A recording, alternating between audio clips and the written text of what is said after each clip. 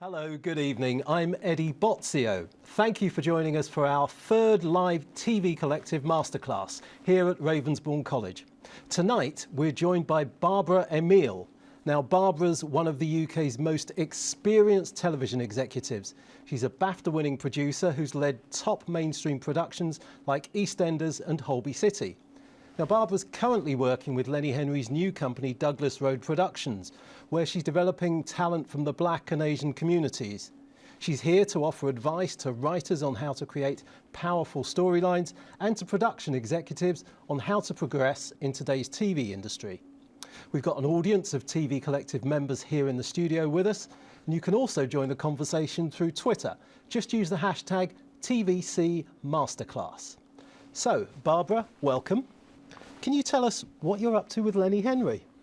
Okay, well, it's a development company as opposed to a production company at the moment, and what we're doing is basically developing drama, some documentaries, factual entertainment, and the odd comedy. Odd comedy? The odd comedy. An unusual comedy? Yes, one or two. And yes, I mean, what our ambition is to work with the best writers, best on-screen talent, and to nurture and develop talent behind the camera especially. So, you know, and what we hope is eventually we will use a diverse group of writers, reflect diversity in front of camera and behind the camera. So is it specifically targeting Black and Asian, all the diverse communities, as opposed to just any old production development company? I guess so. I mean, I wouldn't say that is our modus operandi, but I think as producers, that is what we're about. I've never sought to do anything else. So, but in the current climate, we thought rather than just talk about it, we'll actually try and do it. And this is a development company. How does that differ from a production company? Oh, well, basically we're coming up with ideas or working with writers, take the ideas to a treatment, script stage, pitch them, and then if we go into production, we pair up with an established production company. It's a way, we think that that's the most efficient way of getting as many productions off the ground as possible. And so will Douglas Road feed into Crucial, which is Lenny Henry's established production company? At this point, we haven't got plans to do so, but you never know. I mean, we could actually take over the world, you never know. Well, it seems that your career has been geared towards that. Can you take us back to the beginning? How did you get into the industry? And then we'll work out how you got to where you are today. Well, that's a very long tale. Are you sure you want to know? Okay. I started as a runner. I literally have done most jobs probably very badly. I started as, after college, I started as a runner. I was for a commercials company, a very bad runner because I kept losing my way. And then I became production assistant. So even the audience thinks it's funny. Production assistant, a coordinator. I learnt a lot. I literally learnt a lot. Not particularly how to do my job well, but I learnt about everybody else's job. I was a researcher, and basically the way I got into drama, if you like, was as a reader, which is something that's not as current anymore, but it was a fantastic way because I read for various companies, scripts, books, you know, one-page pitch documents, ideas. And what I would do is write reports on, you know, basically a synopsis of the project, what was good about the project, what was weak, where it could be placed, whether it was suitable for a co-production, which is my area of expertise in a way. And that way I worked for many, many companies, finding out what they were developing, what they were looking for, and getting a really, really clear idea of what broadcasters would commission.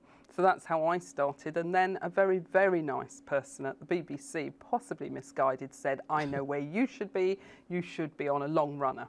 You should join EastEnders, go off and be interviewed, and that's where you really cut your teeth and learn, you know, how to become a producer. And that's what I did. So you started out at the BBC as a producer, an assistant producer, no, as a researcher? As a script editor. Ah, okay. Yeah, yeah, I know. So everything before that was basically for the independent sector. So I started as a script editor and learned a hell of a lot. You know, an output of 50 weeks a year, 50. You know, and at the time it was 2 times a week, then 3 times a week. So what were the storylines you were dealing with at the time on EastEnders when you joined? God. What was happening? Was it Dirty Den? Was that the time? No, that Dirty Den was before my time. Mark Fowler, HIV storyline, the beginnings of Sharon Grant and Phil's relationship. Yeah, it was an exciting time. I was script editor for about 8 to 10 months, and I got in every morning at 6 o'clock in the morning and learnt my job. Literally between 6 a.m. and when we started shooting, I literally learnt my job because I really wasn't sure what I was doing. But I learnt a lot, and then about 8-10 months later, I became a producer and helped establish a writer-led system. What's that? Basically, all storylines, every single episode, every single idea was generated by writers. No storyliners whatsoever. It was me, basically. And it was a great system. So we had about 25 writers who were on contract, who were our A team. Then we had a B team, C team, and D team. And the D team were shadow writers who were paid to write the same episodes as the A team. So they would go through exactly the same process with the same amount of time, same challenges, let's say, in terms of location, time, cast, and they would go through the system right the way through to the final script and be able to compare their script to the script that was actually shot. And it was a great system because the A team basically mentored the D team. So great relationships were forged, working relationships, and you know, after that the D team would become the C and the C would become the B. So there are writers now working on EastEnders who were in the C and D team when I was there, who are now main writers. And does that system still exist? No, not in that form. The output's 4 times a week. It's very, very hard. And you know, it was great for its time. We knew we were going to 3 times a week, and I actually became series producer, exec producer during that period. Again, learnt my job very quickly and early in the morning again. And we knew that we wanted storylines, to bank storylines for 2 years ahead, because actually taking a show as successful as that from 2 to 3 times a week, you absolutely had to guarantee that you could sustain the audience and that you would have enough stories, because any number of things could go wrong. And, you know, such so as, give us an example of No, I will not. But, you know, I mean, obviously cast members can fall ill or become pregnant when they're supposed to not be pregnant, or whatever, you know, or need to leave the show for various reasons. So it was a good time. I mean, it was fascinating actually working with the writers to plan 2 years ahead.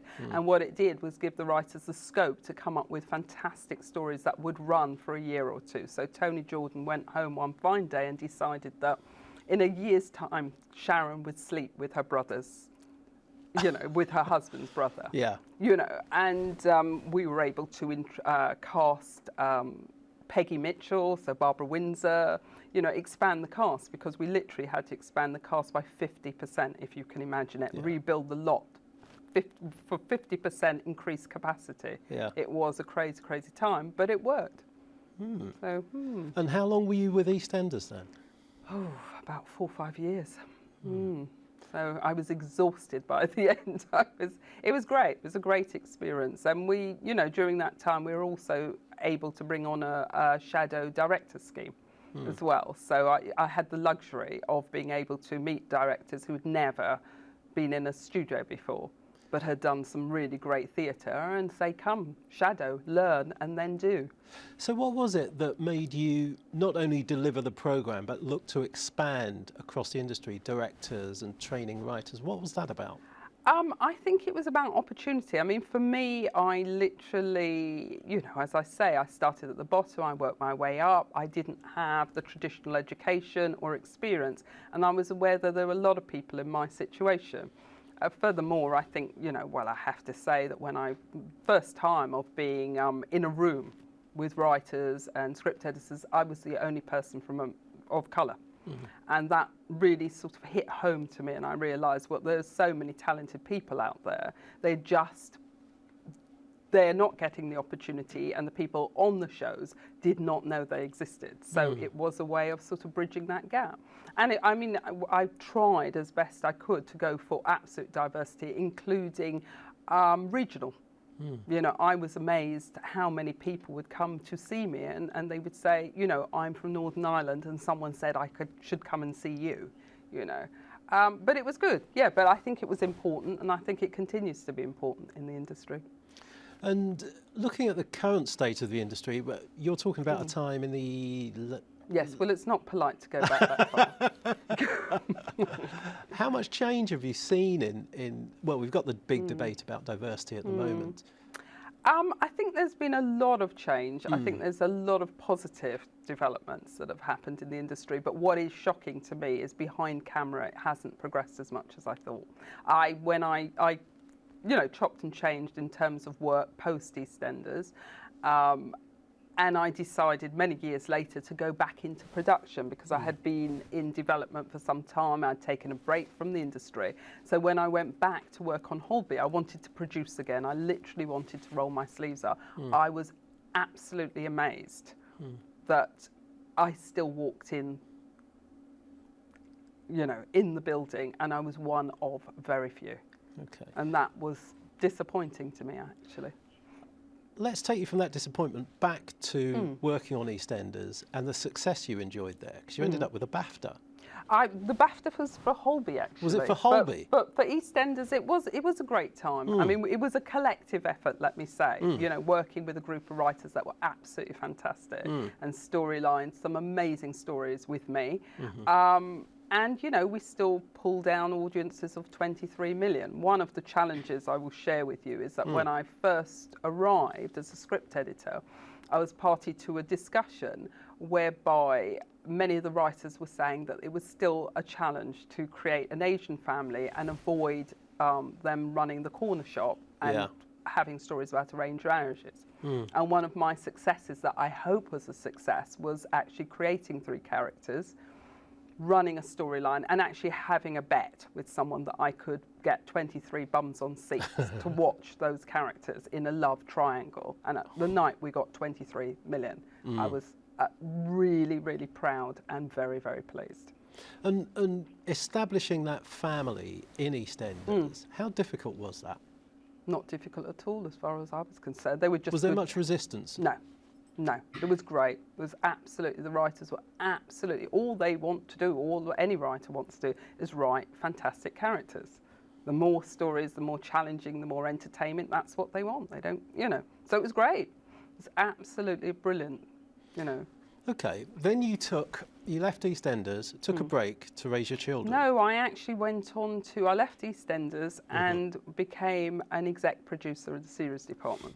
Which again, I didn't know what I was doing, but there was a fine... Is that the way to progress your career? Take on something where you don't know what you're doing? No, not at all. But it's just that I think I came in a different, you know, it was a different time.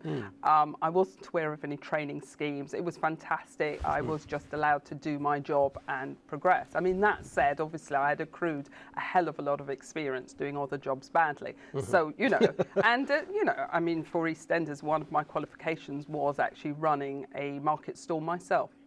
So, really? Yes.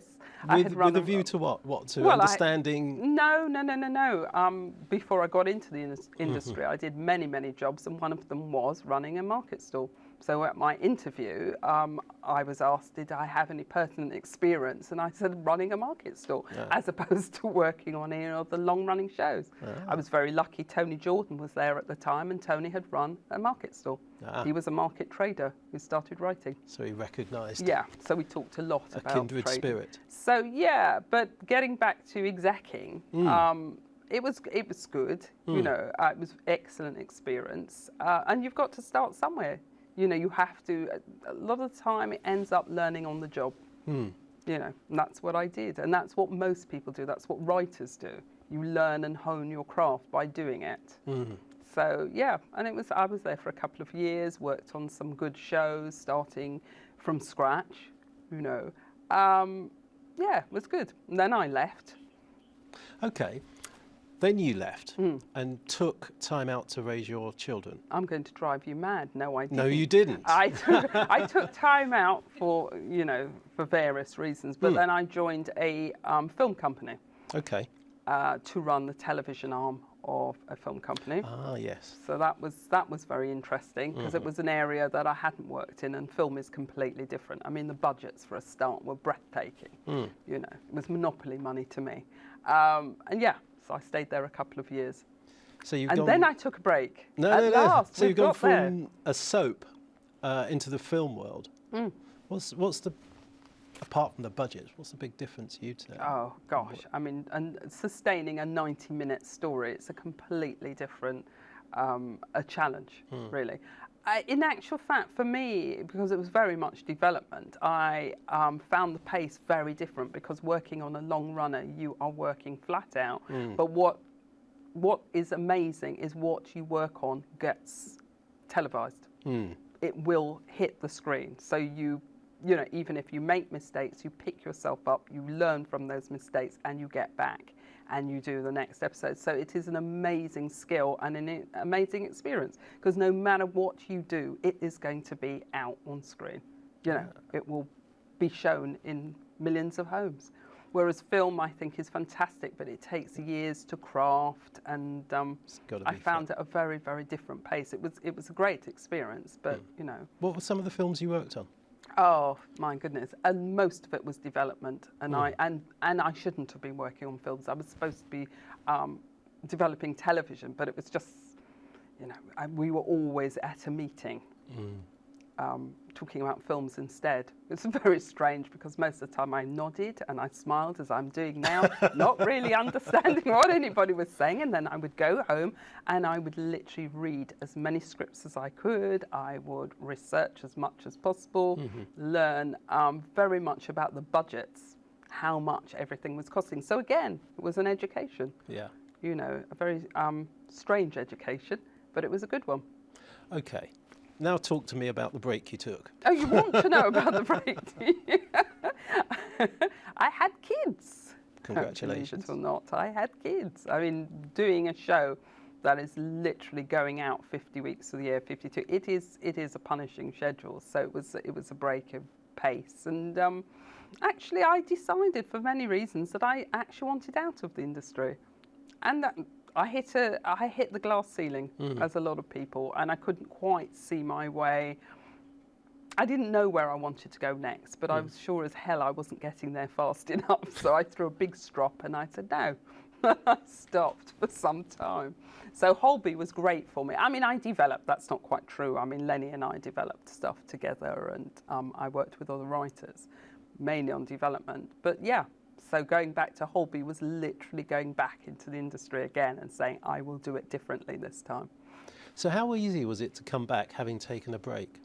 It wasn't easy, but I was incredibly lucky that I just literally knocked on doors and said, you've worked with me before, can I come and do this? And, you know, they said somebody yes. gave you a chance at Holby, which you turned into the success of the BAFTA. Yeah, that was an interesting. Yeah, again, it's great challenge, Holby, because for me especially, having a I'm petrified of blood. I couldn't believe it. I mean, you know, It's not real though, is it? It looks real. Trust me, it looks real. And you know, I mean, I said I can do this. It will be fine, as you do. And found myself on my first morning, I literally bumped into somebody who was covered with blood, an extra, you know, who had been made up for a kind of major trauma. And I literally rushed to the toilets and I thought, I'm going to be sick every single day. I actually perfected an art of being called away any time the surgeons were in, instructing us on how to actually perform an operation. I was always away in the studio, because what people don't realise with shows like that is that everything must be absolutely accurate. You do have advisors, you have surgeons on the day, and theatre nurses, and you have to get absolutely everything spot on, correct, which is, you know, I mean, terrifying. So I have seen tracheotomies, open heart surgery. I have seen conjoined twins being separated. Oh. And actually, you know, the greatest battle for me was just literally getting over my fear. I mean, every single day I imagined that I had every illness in every episode. So actually, I felt the BAFTA was a reward for just staying with it. And what's that like, going up on stage, receiving the BAFTA for the work you've done, that you and your team have done? What does that mean to you? Again, it was a group effort. Those particular episodes were, or that episode was a challenge. It was a challenge in many, many ways. And so it was great to get to the end of it and actually have it recognised as a good episode, and the show to be recognised for being in a fantastic place. I was working with a team that were hugely ambitious, worked everyone until they dropped. But I mean, you know, writers were able to write stories that they hadn't written before. We spent every penny in the budget and more. And it was strange. I mean, on a personal level, I'm not somebody that particularly likes being in front of a camera, I say now, with the cameras on.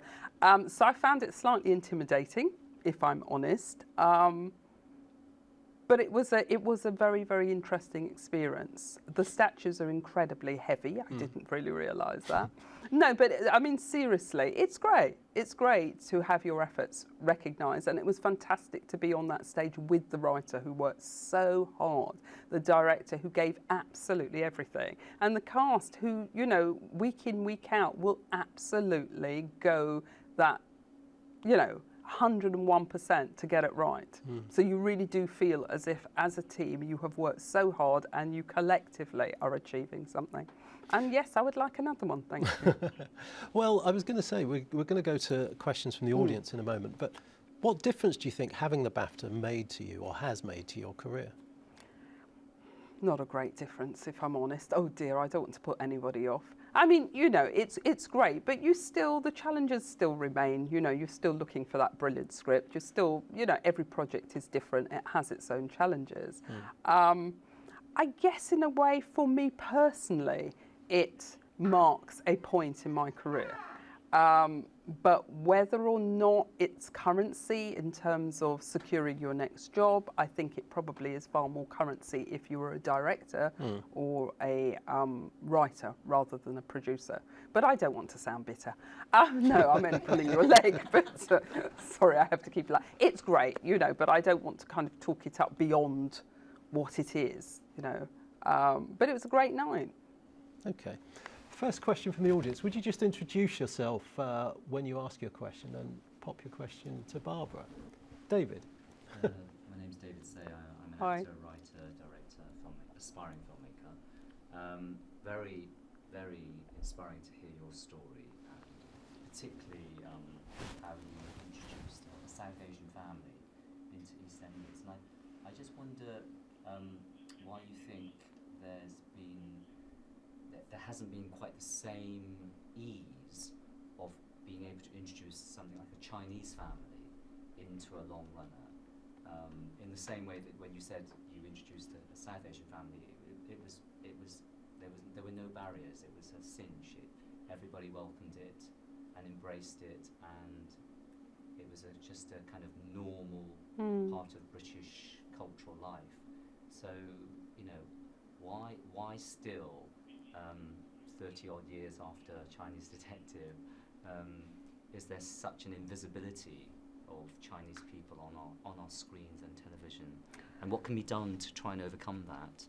Okay, I'm going to be absolutely honest. I don't have the answer to the first question. I wish I did. Yeah. You know, it's about opportunity. I can only talk about EastEnders as it was when I was there and ran it. I don't think that there is a particular resistance to do it. I know the team there at the moment are fantastic, are working incredibly hard. Sometimes it's about stories, and the stories are planned so far ahead, you know, that you work with the cast that you have. It worries me a huge amount that on television in general, that the Chinese community is not represented. I think that writers have got to get out there and pitch great stories, and I know Lenny and I are very, very keen, and I am working with a couple of writers at the moment on great stories, you know, from a Chinese perspective, you know. And I think it's hugely important. I think now is the time. If anything, I'm going to be positive here, and I think now is the time to pitch those stories. I would be very surprised if the team on EastEnders wouldn't welcome a great story, you know, pitch it and see. But I think it is absolutely the time. Thank you. So, Thank you. Sarah. Is Sarah at the back there? We don't have a Sarah. Rex. Hi. Hi. My name's Rex. I'm a writer. Hi. What would you think would change if EastEnders, Holby, Casualty, the long-running soaps on BBC, if they didn't have, if they had like a 6-month rolling contract to be renewed every 6 months, rather than playing storylines in a year in advance? What would you think would change in the quality of the writing or the quality of the programmes? It's hard to talk about the quality, but the output would be very different, and it would be very hard. When you've got a large cast like that, you literally need to be in production 50 weeks of the year to be able to tell stories for all of them. Sorry, I think.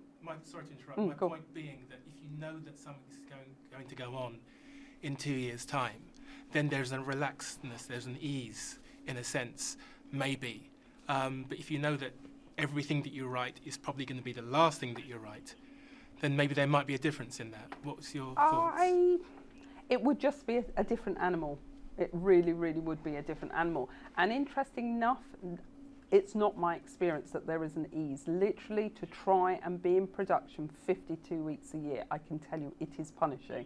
And what you find is that the teams change. So when you are there, you know that your time is finite. So what you try and do is tell the best stories you can with the team you have, but your time is finite. You know, the show will continue, but you will not. So my challenges whilst I was there was, as I say, to reflect diversity on screen, to create some great characters irrespective, and tell some good stories. And we did that, you know. And so honestly, I know it sounds really strange, but the pressure is on all the time. So the adrenaline high is all the time, you know. You don't have, or at least if they have a relaxed period, I never had it. And with writers especially, I think, you know, as a writer, you are not, if you've got other stories to tell, if you want to write films, if you want to write one-offs, which most writers do, you know that you will be there for a period of time and then you will move on. So you tell the best stories you can, but when it's your time to move on, you move on. So actually, it's almost like a self-imposed limitation on how long you'll be on the show. I mean, some writers do remain on the show and do incredibly well because it suits them, that medium suits them, and the shows would not be able to, they would not literally, the output would cease if you could not depend on writers on a regular basis. But, you know, when I was on EastEnders, for instance, I know he won't mind me saying this, but Ashley Farrow, we sat down and we had a coffee, and I said, you know, there will be a time, Ashley, where you will decide you want to move on, because I already knew that there were other stories he wanted to tell. He and Matthew Graham and Tony Jordan, you know, they went on to write Life on Mars. Would they have done that if they hadn't had the discipline of working on a long runner? I don't know. But to be honest, it's always pressurised. That's not to put anybody off, but you know, it's quite exciting actually to know that for a writer, you know, within 3 months you are writing an hour or an hour's worth of programming. It will go out. It will be shot, it will be rehearsed, it will be shot, it will be edited, and it will be out there. So the pace is kept up, to be honest. So it would just, my opinion is it just would be a different show. Gentleman in the second row there. Hi, my name's Ian Hi. Thompson. Ian Thompson. I'm a writer-producer.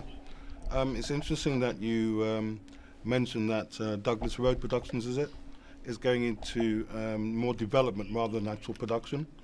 My question is there a reason why do you think that there's not enough BAME independent television companies being commissioned by TV?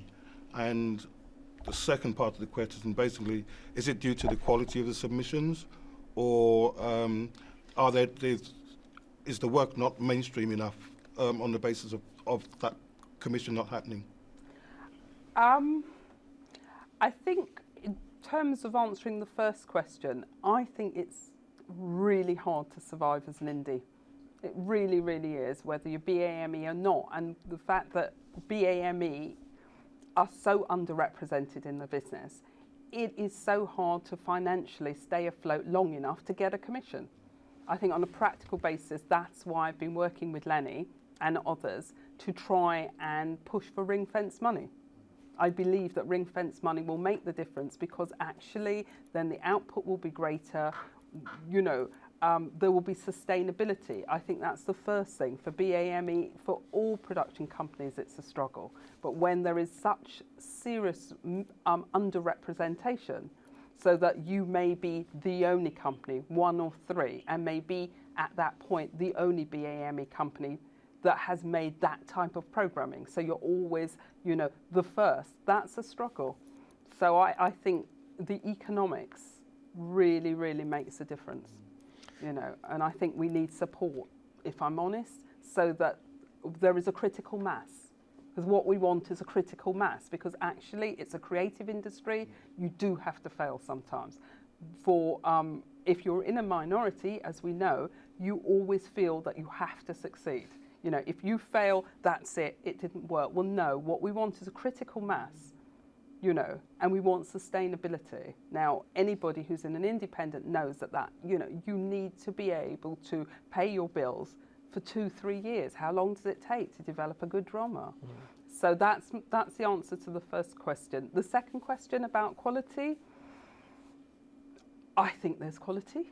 I think there are writers out there. I think it's about your work landing on the table of the right person at the right time. I hope that the industry is open now for a variety of voices telling different stories with universal appeal. It's just an interesting point there, is that most of us that's worked in the industry for quite a while has basically seen a regression in terms of between the 70s and 80s, where there were more BME people on TV. I was fortunate to get 2 commissions unscripted in the past. Now that the regionals have come together under the ITV umbrella, all those opportunities now have just basically gone by the wayside, and it's harder now for me, I feel, for BME independents to try and even get a look in. And I think personally, I think the landscape has changed drastically for the worse. I mean, what's your views on that? Well, I think it did. I mean, the skill set figures clearly reflected that a year-on-year decrease of BAME representation. I don't think anybody can argue with that. That is absolute fact. We're not making it up. Skillset did the census. It is there for all to see. Every meeting I've been to with Lenny and Marcus Ryder, etc., talking to the Secretary for Culture, that is a fact. Talking to Skillset, that is a fact. What we do about it, hopefully, initiatives like the BBC Development Fund, I honestly hope it works. I honestly hope that people get access to it, and that that makes a difference. I think that the imperative to find talented BAME writers, producers and on-screen talent now is greater because Sky have declared their 20%. I think the BFI 3 ticks. We hope that Channel 4 will announce something soon, that ITV will announce something soon. But if ever we're moving towards a more positive landscape, I think it's now. And I think what's important is that writers and producers, etc., must be ready. Barbara, where are we with the ring-fenced money campaign? Could you bring us up to date? Not really. I think, as I say, all the broadcasters are announcing initiatives. I think that ring-fence money, look, none of us are naive, so we know that that's a big ask. But all I can say is we will keep pushing for it and hope that even if we don't get the ring-fence money, the broadcasters will come up with something that is an equivalent. But So- my, Sorry, you after know, ultimately what we're looking for, at the risk of repeating myself, and if any broadcasters are listening, we are talking about sustainability, because as you say, we have had a regression. So what we've done in the past has not worked. The industry must recognise that in order to have proper representation, we need companies to be sustained for a period of time so that there is a critical mass of work, you know. And however that's achieved, I'm not sure, but we will keep pushing until, you know, something is in place. So, you know, I know that the BBC Development Fund is not the beginning all and end all, but at least it's the beginning. You know, and I think what will be interesting is if enough practitioners apply for that fund, maybe if there are more practitioners than there is money, that will be an indication that there is more talent out there, therefore increase the fund, you know. But I do think that Sky's 20% is a real step forward. I think the BBC fund is a real step forward. Let's hope it's double next year. But I think this is the time. I'm being very positive. I'm not naive, you know, and I would say that, and you know, not going back to my own experiences, but I would just like to say that when seriously, the first time I walked on set as a newbie producer, I had to endure on-screen talent who decided to let loose their repertoire of stand-up racist jokes in front of the entire crew and all of the cast that were filming that day. I was on my own, there was no one else to look to. I dealt with it myself. So I do know what it's like to go into a room and hear terms that I would not have expected any educated person to use and combat that. And being a woman also was in another underrepresented group. I do know what it's like. I'm positive, but I honestly have been there and dealt with it. So how did you deal with that at the time? What did you do? What did I do? I made a decision that I had worked very hard, 6 o'clock in the morning, I remind you, to train, so as not to let the opportunity go. And also, I was very aware that at the time, the head of department was afraid to actually appoint me, okay, and came under pressure to appoint me. And so I was not going to allow the show to be disrupted.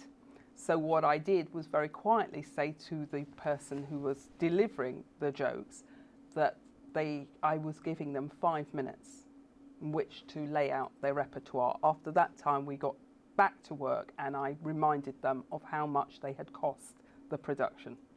And so I expected them to be word perfect, off the book, and deliver. And that's what I did. And would you advise others? Well, first of all, do you think that sort of thing would be tolerated today? No, I don't think it would be tolerated today. Okay. And would you advise others how to deal with those sorts of things when and if they come up? Well, hopefully they won't come up, but I do know that writers sometimes are in situations where maybe they are getting feedback on their work and a lack of, maybe the person opposite them has a lack of knowledge or understanding of what they're reading, and maybe that can come over as patronage. I think it's hugely important to keep an open mind, but as a writer especially, to stand firm on your work. If you have to explain the arena, explain the arena. I think sometimes, I was saying to you, Eddie, when we spoke before, I think sometimes you go through a situation, I know I have, where I have decided to fit in. I have tried to be very low-key and to fit in, you know, and not make any waves. I mean, eventually I made waves anyway, but, you know, I mean, we all decide how we are going to approach things. I think that in this landscape, it's hugely important that people recognise their own USP. Okay, so I'm going to use the terminology. I think for writers, especially BAME writers who feel that they've been rejected a lot, they're not being heard, what you have, if you have 50 writers in a room, it's your unique selling point. And as someone who's always looking for original voices, use your original voice. Use your original voice. I am meeting somebody, a writer, in a week or two's time. They have the most unique voice that I have ever heard. And this came out of a conversation that I was having with an agent where I was musing on the fact that I was trying to find a writer who had served 15 years in prison that I thought would be absolutely brilliant for a project. And they turned around and said, well, I've got just the person for you. I won't be indelicate about the person's background, but literally, you know, I think where you come from, your experiences, your perspective, that will form the stories you tell. And I think it's hugely important to celebrate that and be unashamed about that, because actually in a room there may not be anybody else that can rival your experience or perspective. I mean, David. I think using your USP is vital.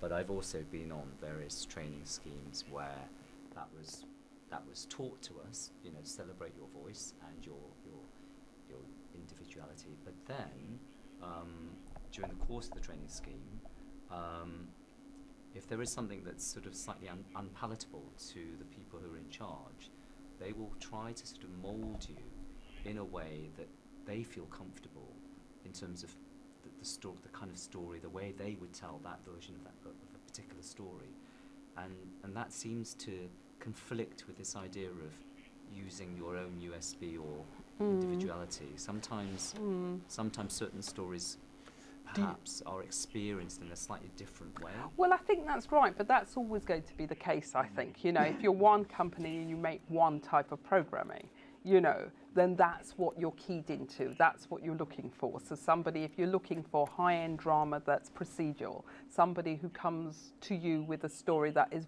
very much for a indie film, it's not going to be your territory. Do you know what I mean? I mean, the one thing I would say, and I do say to writers, you know, it depends on what. If you want to write a novel, write a novel. Play, write a play. If it's television, then it's collaborative, and you're talking about 3 to 5 million bums on seats. That is always got to be the ambition. So 3 to 5 million bums on seats, whatever story you want to tell, I think it literally has to be able to appeal. You know, you want universal themes. Sure. Universal themes that will reach, you know, the cast does not matter, actually. It's universal themes. Even if you're opening a window, a door to a world that no one has ever seen, a universal theme will resonate wherever in the world you are. I think the other thing is, thank goodness, we are now coming to a point where programming should be global. The markets are different, and I think that people, program makers, broadcasters, whoever, who are literally continuously thinking about a domestic market, fine if it works for you. But there is a market out there which is very, very large. I give you an example of my partner has just made a project. It's not drama. But, you know, he proudly came back to say to me, it was sort of factual, that one of the teams that they were following a team, was tweeting. 1.5 million followers in India. 1.5. Barbara, do you think the growth of new digital platforms present opportunities for diverse writers? Yes, I do. And I think that is a fantastic area to be exploited. I genuinely do. You know, you're talking about what should people be doing? Well, listen, I'm not an expert, but I think that one of the things that I'm doing, and I would suggest everybody does, is literally interrogate the digital platform. Start viewing, start watching, start researching, you know, and see where your work would fit. I think that companies will spring up. I think Amazon, I mean, amazingly, you know, people are posting their scripts. The audience will literally decide whether or not that script is, you know, commissioned. I mentor a young director, producer, writer, Samuel Benter. I have done, you know, Samuel is reaching many, many people just on the internet. You know, I mean, Mandem on the wall are inspirational. Look, I couldn't produce it. Most of the time I'm looking and I'm thinking, this is funny, but I feel like an old, but admirable. Understand your audience, identify your audience, and, situations like this is fantastic. I think colleges are very interested in collaborating now. I think, most people can get a camera out these days, the iPhone, for God's sake, people are actually filming on and upload it. Literally, I would just upload it. Having started exploring the digital world, we've got a question in from J. Ray Villar on Twitter, who asks, what's the best way to approach the long-term series market? As a Portuguese Emmy winner writer, I'm finding it very difficult. I'll just have that question back again. Question is, what's the best way to approach the long-term series market?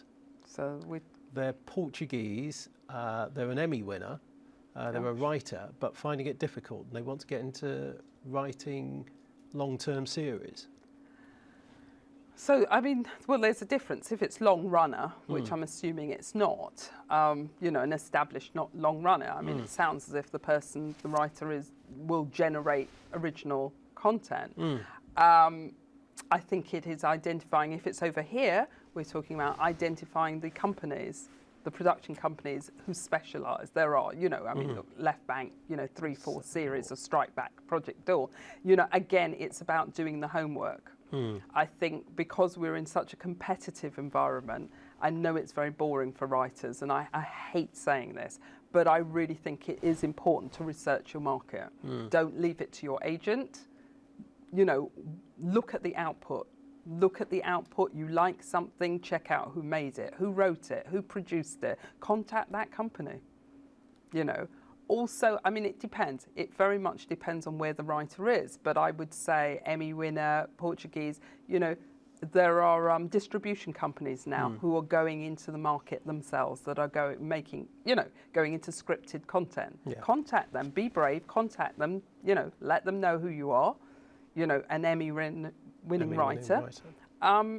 Go for it, I would say. Okay, we've got another question from Twitter. Victoria says, do you have any advice for budding BAME writers, I do hate that phrase, and producers who want to break into the industry? There's a nice broad question for you. That is a nice broad question. What are the first steps people should take?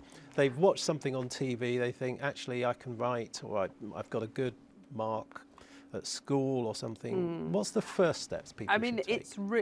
I hate to say this, but you can't be too prescriptive, because everybody has a different journey. I think that one of the things I would say is have your, what I call, and there's a writer in the audience who will be smiling when I say this, your calling card. I think when you work on a script and you work incredibly hard to write your first script and no one's paying you, make sure it's the best it could possibly be.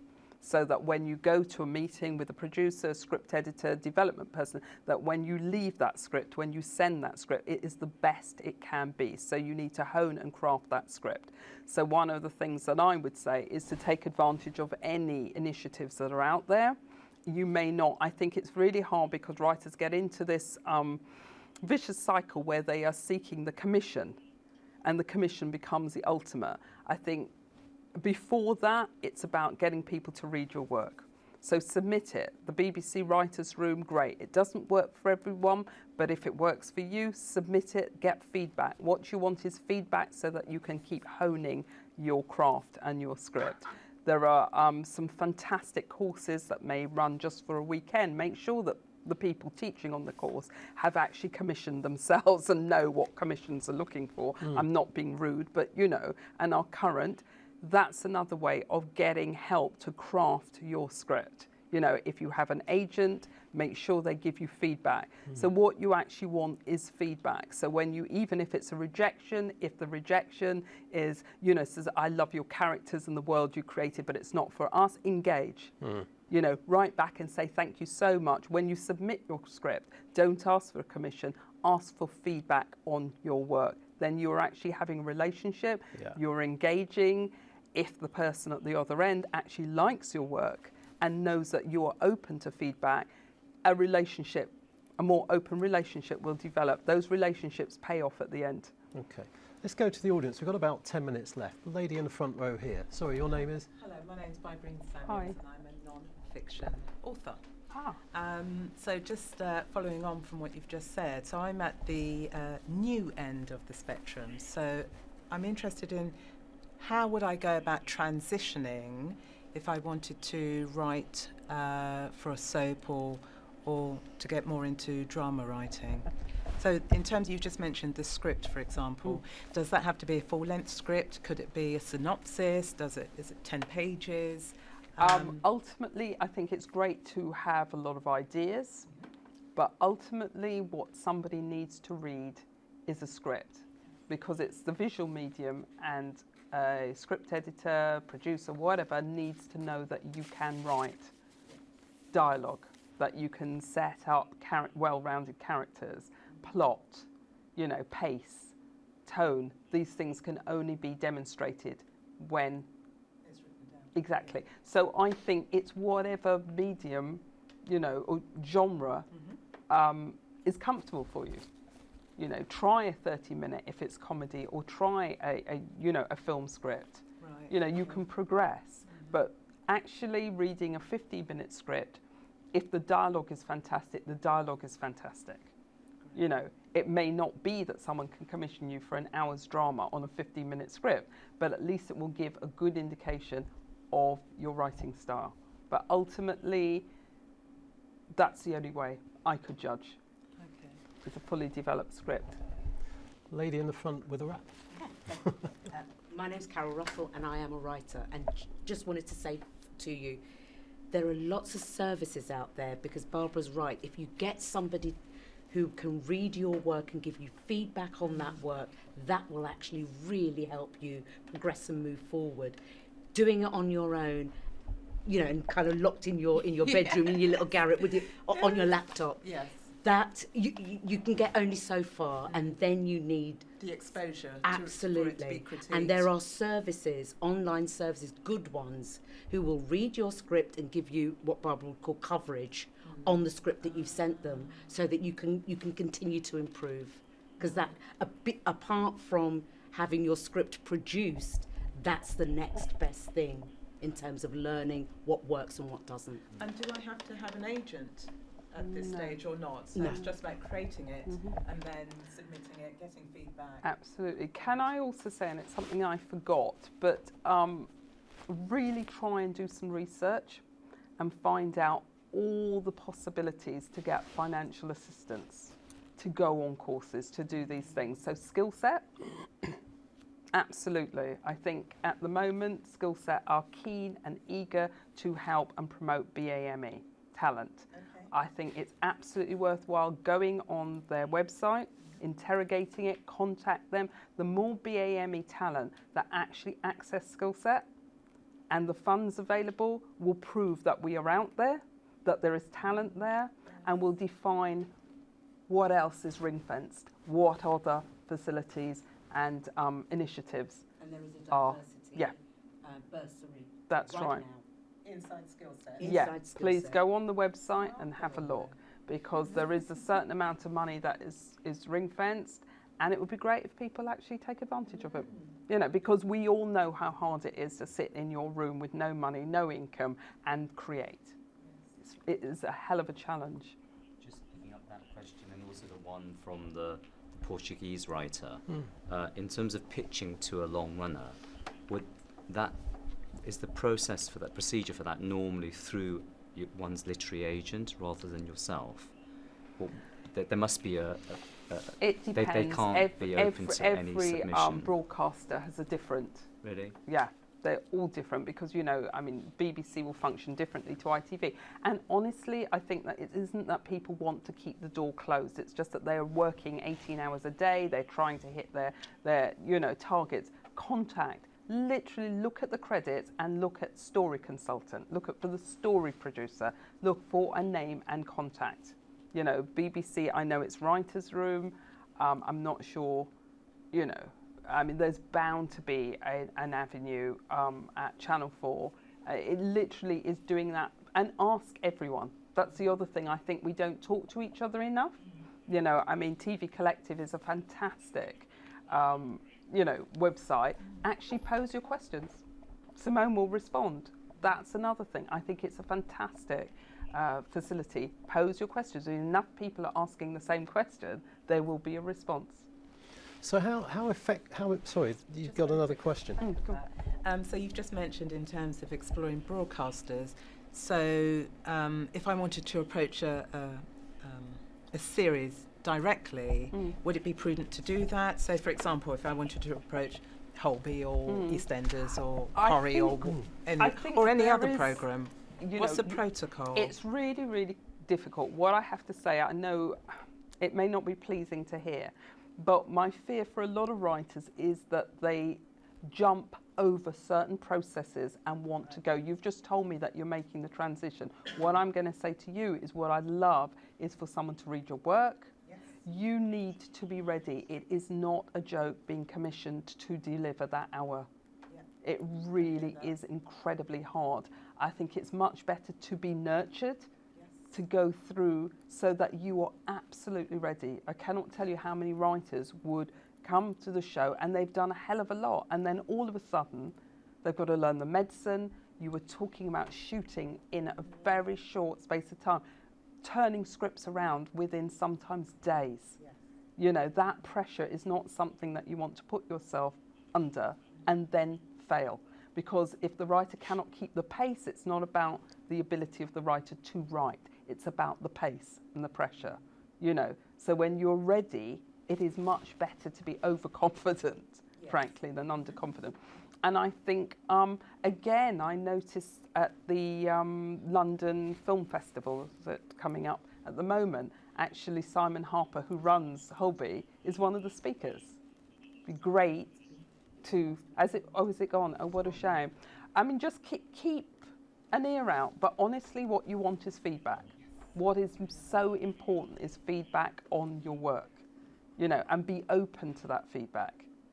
If someone says, loving your characters, but I'm a bit concerned about the authenticity, or it's the pace, or it's the structure, you can work with that.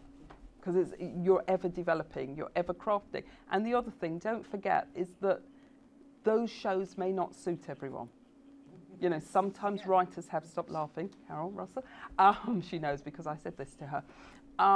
Your writing may not suit that platform. That is no indictment of your talent. It is just that for some people, it's the original. They need to originate every character and situation themselves. That is fine. Sometimes it is about some people flourish in a 90-minute. They will write a film, but I'm not comfortable writing a 6-parter. It's what's comfortable for you at the time. And obviously the idea, does it lend itself better to a film than a series? Do you know what I mean? Yes, I do. So that's what I would say. David. One last thing. Go on. Read scripts. And the BBC Writers' Room is a really good archive to go and read scripts, so you know what the format looks like. You understand how the storytelling works in that form. Do you see what I mean? I do. Thank you. David. You mentioned earlier about global audiences creating other opportunities, other platforms. And I wonder how one deals with certain cultural gatekeepers who might respond to a story and say, yes, okay, it involves a lot of British characters, but the lead character is from a different country and therefore is not British enough. So how does one go back to that kind of response?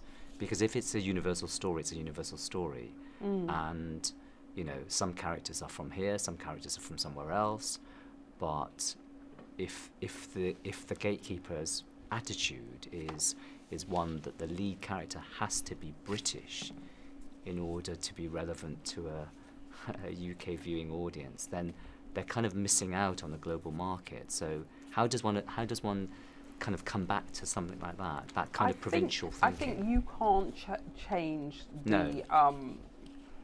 the vision of a company. They know how they're being funded. You find a different company. So, in all honesty, if they are looking for a very British project and you have a global Yes. project. So for me, I think sometimes it's well worth putting the ambition of the project in the pitch document. You know. I'm just going to intervene there because we've got a response from J. Ray Villar who says, thank you guys. Sometimes Twitter doesn't give us many characters to explain ideas, but Barbara gave me the good advice. So thank you very much. I'm really pleased. Yeah, so we'll wrap it up there. So thank you very much to our audience. Thank you very much to Ravensbourne for here. And thank you. Can we have a small round of applause for Barbara Emile for her.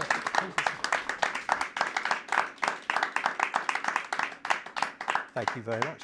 And just to say that thanks to the staff and everyone here, we will be having a lunch with somebody from Kudos, I think, in the weeks to come. So check the TV Collective website just to let people know about that. It will be Daniel Isaacs. He's the Chief Operating Officer for Kudos Film and Television. More details coming through the website. Thank you all again. Good night.